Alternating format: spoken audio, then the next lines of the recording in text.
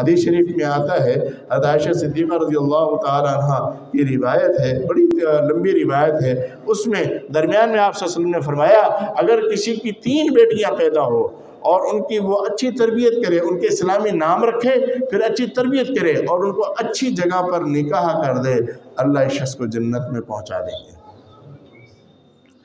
حضرت عائشہ صدیقہ رضی اللہ عنہ نے عرض کیا یا رسول اللہ اگر کسی کی 2 بیٹیاں ہوں، رسول اللہ صلی اللہ علیہ وسلم نے فرمایا اسی طرح اگر 2 بیٹیوں کا اسلامی نام رکھے، پھر ان کی اسلامی تربیت کرے اور پھر ان کو ان کا نکاح کر دے تو اس کو بھی اللہ پاک جنت میں جگہ عطا فرمائیں گے۔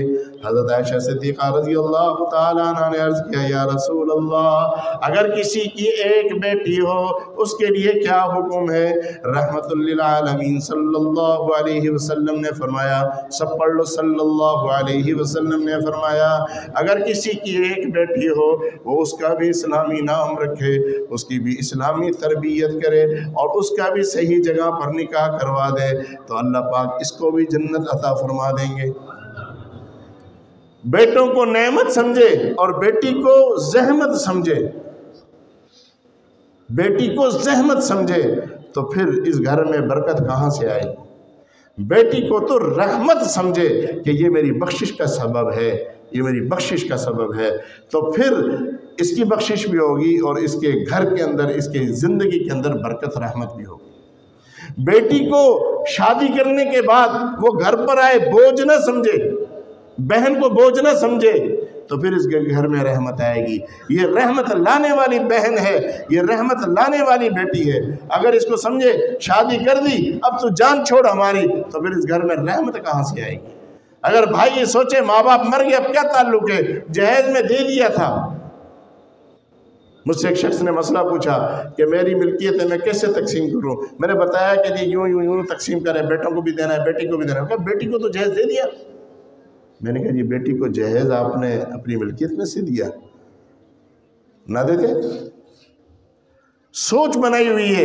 بھابیاں گھر میں جب بہن آ جائے تو یہ سوچتی ہیں ان کو تو ہم نے شادی کر دی ہے تو فارغ ہے۔ تم سوچو تم بھی تو کسی کی بہن ہو۔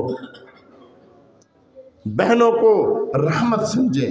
آقا صلی اللہ علیہ وآلہ وسلم کے بارے میں آتا ہے، فرمایا کہ جب فاطمہ گھر میں داخل ہوتی ہیں آپ اپنی جگہ سے اٹھ کے کھڑے ہوتے ہیں اور 2 قدم چل کے جاتے اور ہاتھ کو اور ماتھے کو بوسہ دیتے اور جا کر اپنی جگہ پر بٹھاتے ہیں۔ یہ بیٹی کا طریقہ سکھایا ہے۔ بیٹی کو اپنے گھر میں اس طرح لاؤ، اس کو زحمت نہ سمجھو، اس کو رحمت سمجھو۔ ہاں دعائیں کرنے والی بیٹیاں زیادہ ہوتی ہیں، بیٹیاں ماں باپ کی خدمت کی فکر زیادہ کرتی ہیں۔ اللہ پاک ہم کو سمجھ عطا فرمائے۔ بیٹوں کے موقع پر تو عقیقہ بھی کرتے ہیں، بیٹوں کے موقع پر خیرات بھی کرتے ہیں، بیٹوں کے موقع پر مٹھائیاں بھی تقسیم کرتے ہیں، بیٹوں کے موقع پر خوشیاں بھی کرتے ہیں، بیٹوں کے موقع پر مبارکباد بھی دیتے ہیں۔ ماجی ہاسپٹل میں ہم تھے، میری بچی کی پیدائش ہوئی، اس مجھ سے پہلے بچی کی پیدائش وہ رونے لگ گئے۔ میں گیا مٹھائی کے لے کر آیا، میں نے مٹھائی تقسیم کی، مجھے وہاں کی نوکرانی کہی آپ کی بیٹی پیدا ہوئی آپ مٹھائی تقسیم کر رہے ہیں؟ یہ ہمارے معاشرے کا ماحول ہے دوستو، جس معاشرے میں ہم رہ رہے ہیں، اور میں اپنی آپ بیتی بتا رہا ہوں۔ میں نے کہا بیٹی ہوئی ہے رحمت ہے اس لیے تقسیم کر رہا ہوں۔ عجیب لگ رہا تھا ان کو، اور جب مٹھائی ان کو دی جو رو رہے تھے تو میری والدہ گئی ان کو جا کے کہا مٹھائی کھاؤ، آپ کی بیٹی پیدا ہوئی مٹھائی تقسیم کر رہے ہیں؟ میں نے کہا ہاں میرا بیٹا عالم ہے، وہ کہہ رہا ہے مٹھائی بیٹے پر بھی تقسیم کریں گے بیٹی پر بھی تقسیم کریں گے۔ حالانکہ اس وقت مٹھائی تقسیم کرنا سنت عمل نہیں ہے، لیکن مجھے اس لیے کرنا پڑ گیا کہ میں دیکھ رہا تھا کہ بیٹی کو زحمت سمجھا جا رہا ہے۔ یہ ہم اس معاشرے میں رہتے ہیں۔ اگر عورت کو پتہ چلے بیٹی پیدا ہوئی ہے مبارک نہیں دیتی، حالانکہ خود عورت بھی تو کسی کی بیٹی ہے، اور جب بیٹا ہو تو پھر مبارک دیتے ہیں۔ ہاں اگر کسی کے بچے فوت ہوتے جائیں پھر اس کے بعد بیٹی، ہاں اللہ تجھے 7 بیٹوں جیسی بیٹی دی ہے، پھر یہ لفظ استعمال کرتے ہیں، ورنہ بیٹی کی مبارک ہمارے معاشرے میں نہیں دیتے۔ سنت یہ ہے بیٹی کی بھی مبارکباد دی جائے، بیٹے کی بھی مبارکباد دی جائے۔ دعا ہے، آپ دعا دیں، دعا کے لفظ میں نے آپ کو بتا، بارک اللہ لک وعلیک۔ تو یہ دوستو ہمارے معاشرے کا حال ہے۔ اللہ پاک ہمیں سمجھ اور فہم عطا فرمائے۔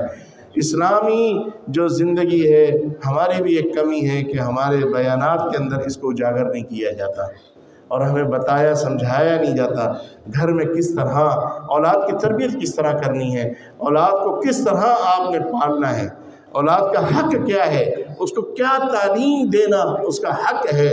جب آج آپ اولاد کا حق ادا کریں گے تو کل جب آپ کو سہارے کی ضرورت ہوگی تو یہ اولاد آپ کی خدمت کرنا سعادت سمجھے گی، یہ اولاد آپ کی خدمت کی وجہ سے اپنے کاموں کو چھوڑنا سعادت سمجھے گی، یہ اولاد آپ کو استنجا کرانا، آپ کو دوا پلانا، آپ کو کندھے میں بٹھانا یہ ثواب سمجھے گی، سعادت سمجھے گی، اور آپ کی تکلیف کو اپنی تکلیف سمجھے گی۔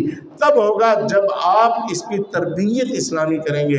آپ فجر کی نماز پڑھنے آئیں گے تو بیٹا بھی ساتھ آئے گا، آپ جمعہ پڑھنے آئیں گے تو بیٹا ساتھ آئے گا، آپ عید پڑھنے جائیں گے بیٹا ساتھ آئے گا۔ اگر سال میں آپ نے عید پڑھی بیٹا بھی عید ہی پڑھے گا، اگر میں ہفتے میں آپ نے صرف جمعہ پڑھا بیٹا بھی جمعہ ہی پڑھے گا۔ لیکن اگر آپ نے آ کر نماز پڑھی، آپ آئے 5 وقت تو بیٹا بھی آپ کے ساتھ آئے گا، بیٹا بھی آپ کے ساتھ آئے گا۔ پھر جب آپ کا جنازہ پڑھنے کا وقت ہوگا تو یہ دعا پڑھ رہا ہوگا، سائیڈ میں نہیں کھڑا ہوگا مجھے تو پڑھنی نہیں آتی، یہ دھوکہ نہیں دے گا ہاتھ باندھ کے کھڑا ہے اس کو دعا یاد ہی نہیں ہے، باپ مر گیا اور دعا یاد نہیں، یہ کس طرح دعا مانگے؟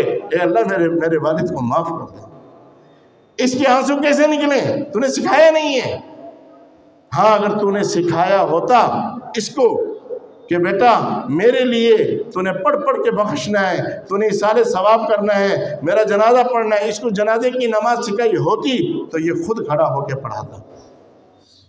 اللہ پاک مجھے آپ کو عمل اور سمجھ کی توفیق عطا فرمائے، ہمیں بھی نیک صالح اولاد عطا فرمائے۔ دعا کے اندر یہ دعا پڑھا کریں، ربنا هب لنا من ازواجنا وذرياتنا قرة اعین واجعلنا للمتقین اماما۔